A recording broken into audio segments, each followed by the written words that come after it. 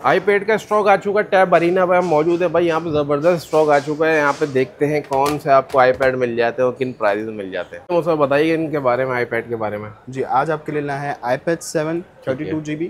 Rose gold colour में भी available है, सिल्वर कलर में भी अवेलेबल है। ओके हो गया। जी, दो कलर मिल जाते हैं इसमें। ओके जी, ठीक है। फैक्ट्री अनलॉक्ड है विदाउट बाईपास, यानी कि आई क्लाउड वगैरह सब इजीली इसमें आप यूज़ फैक्ट्री कर अनलॉक सकते है, हैं। ठीक है।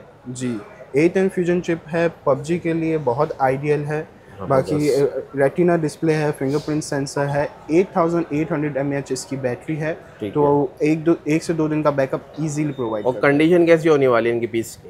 जी, आप शॉप पे भी विज़िट कर सकते हैं, आप खुद हाँ। भी देख सकते हैं। 10-10 कंडीशन होती है इसकी, ठीक है। बिल्कुल इम्पोर्टेड स्टॉक है।